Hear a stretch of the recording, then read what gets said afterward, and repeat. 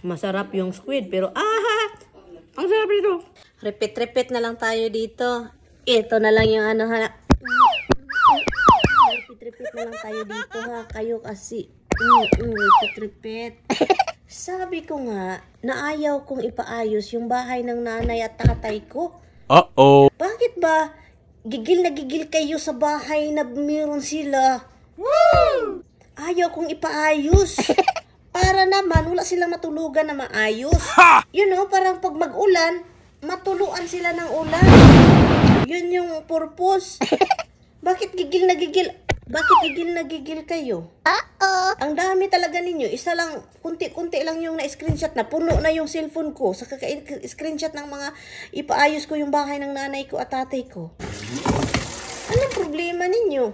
Hindi naman kayo yung kapag mag-ulan at magbagyo, hindi kayo yung masalibuan, magkurog-kurog, hindi man. Yung mama at papa ko maganon-ganon sila, bakit hindi pinaayos yung bahay? Sila, pabayaan mo na sila. Hindi ko naman sila responsibilidad. Oh my God. Hindi. Babayaan mo na yung bahay nilang sira. Stop. Wala akong pakialam kung yung yero nila is tulo-tulo. Ganun. Wala akong pakialam. Oh. Sa kanila na lang, pwede man nila yan lagyan ng Ito ba? Ito. Ito saging. Kunin mo itong saging. Itong panit niya, yun yung idikit mo para hindi magtulo. What? Yung yero na bubong. Yan. Bakit pinoproblema ninyo na hindi ko inayos yung bahay? Kayo talaga magbuot-buot. Ano na magbuot-buot diya kung ayaw kong ipaayos yung bahay? Wala na akong pera. Nagbakasyon na ako dyan. Wala akong pera. Wala na. Hinihingi na ako ng pera sa asawa ko. Kayo ha? Puro na lang kayo pang Yung mama at papa ko, pwede naman sila mag-ano ng saging. Wow. Papilit. Yung buslot na yero nila, yung bubong. Mama, papa, kung nakikinig kayo, kung may cellphone kayo dyan, papilitin ninyo taon og saging. Saging, siya kunin mo, ipilit. Didikit yan hanggang ilang taon din yan bago ito mawala sa bubong. Oh my God. Hindi naman kayo yung sinabihan ko, mahiga kayo sa bahay na sira-sira. Yung parents ko man yung nahiga doon. Hindi naman kayo. So, anong problema ninyo? Let's go. Anong problema ninyo? Hindi ko ipaayos kasi ayaw ko. Ayaw ko. Gusto ko, yung pera ko, ibili ko ng lechon. Lechon ba? Lechon. Yun siya. Yun yung gusto kong bilhin. Bakit naman kasing pinupugos ninyo akong ipaayos? Huwag niyo akong pugusin kasi magdudugo ako. What? Ang sakit pa magdugo. Oh. Naglangkot na ba yung good ko, Jude? Kung gusto ninyong ipaayos yung bahay ng mama at papa ko, palihog sinmisam kwarta. Wala ng kwarta. No, sinmisam kwarta. Pakialam ko. Ayaw kong ipaayos yung bahay ng parents ko. Magbuot. Problema na yun nila. Bakit naman kasi kayo, mangialam kayo? Ang ibig sabihin niya, nangialam kayo kasi wala din kayong naitulong sa parents ninyo, no? Wala kayong ibigay kahit bulan. Wala. No, and then ako yung sinisisi niyo sa pinagawa niyo dyan. Ako. O, diba? Na mahapak na mo. Hindi ko man kayo sinabihan na matulog kayo dun sa bahay ng mama at papa ko. Ang dami pang langgam doon. Wala din akong pakialam. Yung langgam nga hindi naglupad ha. Yung langgam nga ganun sa lupa. No. Kasi dalawang langgam. Langgam na naglupad at langgam na ganon. Sa lupa ba, yung langgam, nilalanggam na nga sila doon. Wala silang bigas, saging lang. Hapon mo. Ayaw ko niyo anuhin. Pakialam ninyo kung hindi ko ipaayos yung bahay nila. Hintayin ko nga hanggang mahugno yung balay nila. Sanay naman sila sa lupa matulog. Diba? Lumaki kami. Sa lupa, wala kaming sahig. O bakit pabilhan ko man sila ng bahay? Lumaki sila ng ganun. Oh my God. Sus, Ginoo ko ninyo. Magbuot-buot man yun lagi mo ba?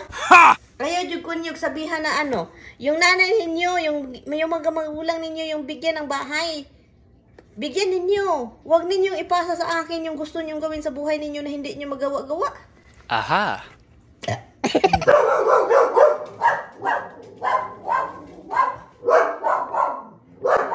Hoy, quiet. Hoy, psst, psst.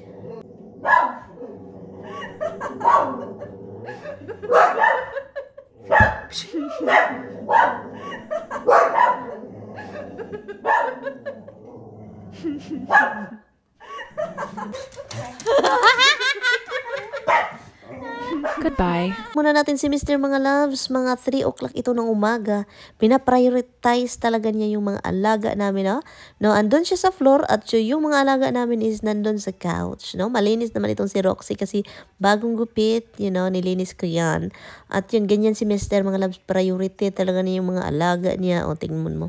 At yun, pag alis niya, of course, indamirian balik tulog, no? Ang prinsesa ni Dudong Tami, natulog ulit. Ang kati-kati ng ilong ko dito mga loves. But anyway, pagkatapos niyan bumangon ako, no? Of course.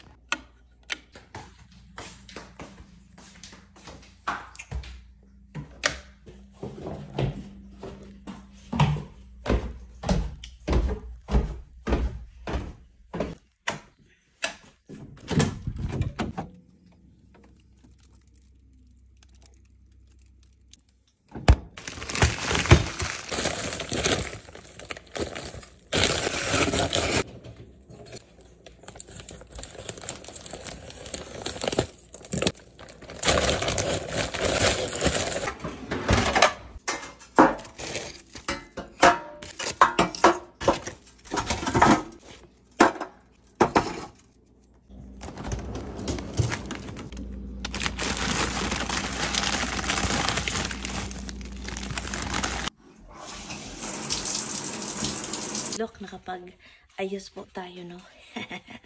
So, magluto lang naman ako ng chicken. Chicken para sa aso natin. And dinifrost ko muna siya bago ko siya lulutuin sa oven. At yun, mamaya pa naman yan. At hindi pala ako kumain ng lunch. So, yun, it's already 12:31 na ng hapon. At nagluto ako kanina umaga, look. Nagluto ako ng fried rice with egg at hindi ko natapos. So ngayon, isama natin, kakainin natin ng ating Jollibee. Mag-Jollibee tayo mga loves with fried rice, no? Konti lang naman yung rice kasi marami pong nagsabi sa akin na low carb. Ang kaunti lang daw yung ano. Pero hindi man madala mga loves. Kailangan man talagang kakain ng rice, no? Kasi rice is life talaga. Ito siya, be. Yun, yan. Yan lang siya mga loves. Okay na yan, fights na. So anyway, kakain lang tayo. And para makapag-edit na ako ng video. Si Mr. pala kanina, umalis siya. Bumangon ako, diba kanina nakita niyo. Pagkatapos niyan umalis, hindi na nga ako nakapag-bye, oy. Hindi na nga ako nakapag sa asawa ko. Wala na talaga ako mga loves, hindi ko bumangon. Hindi ako storyteller, no? Like yung mga naramdaman ko, like atong natakot ako kagabi, na meron akong naramdaman na parang, yung mga papasok sa bahay, kasi nga meron akong hindi nalalak sa bahay, sa door namin. At yung iba, magre-reklamo. Sila pa yung nanonood. Sabi ko, alis na kayo. Para hindi kayo malilipong. Mahihilo patuloy sila mga labs dahil sa mga pinagagawa ko tuloy. Ako patuloy yung kasalanan ko pala tuloy. Yung mga naramdaman nila, nahihilo daw sila, dahil sa mga pinagsasabi ko, paikot-ikot daw yung hindi po ako yung tao na marunong yung mga katulad ng iba, ang galing storytelling, like, ito, ganun. Ako po, ang ine-express ko lang dito po is yung naramdaman ko that day, that hour, ganun. Hindi po ako yung taong magaling sa storytelling. Ito po nangyari. Si Charo Santos nabalintong, ditong napita, ug unsa pa may nakita nila, ang panty na pula. Hindi po ako storyteller na tao. Hindi ako magaling sa mga ganyan. Itong vlog na ito is hindi po ito crime of the sin of the crime, ha? Ganun. Ano po ito? Mga naramdaman ko that day. Yung oras na yon, bina-vlog ko. So kaya, ambak-ambak, patalon-talon yung mga story time natin, yung mga pati nga, guys, mag-edit ako sa akong mga vlog, mga loves, no? Pati ako nahihilo. So, akala ninyo, kayo lang yung nahihilo, pati ako nalilipong na rin. Sus ba, ay. Kayo talaga.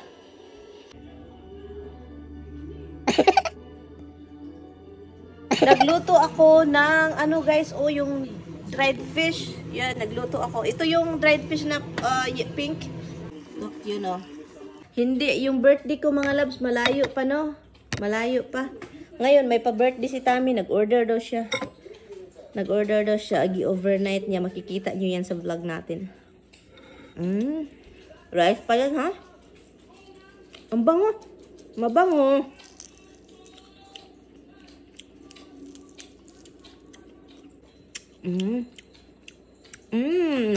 Masarap. Ang tuyo mga loves is magkaiba yung lasa. Magkaiba ang lasa. Magkaiba yung isda, magkaiba din yung lasa.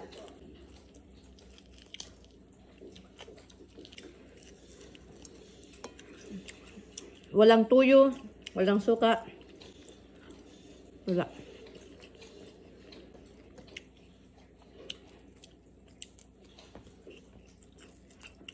Sabi ko sarili ko, hugasan nga natin ito. Parang mas salty siya kapag hindi mo hugasan. So, kaya hinugasan ko.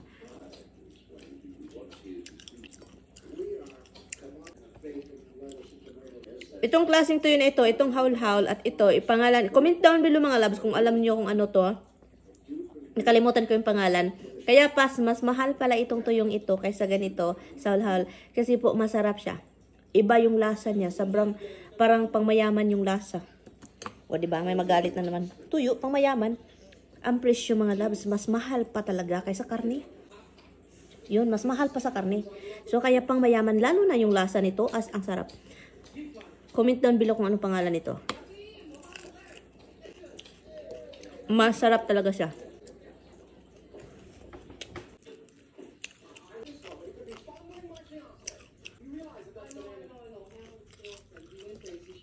Gustong gusto ko to.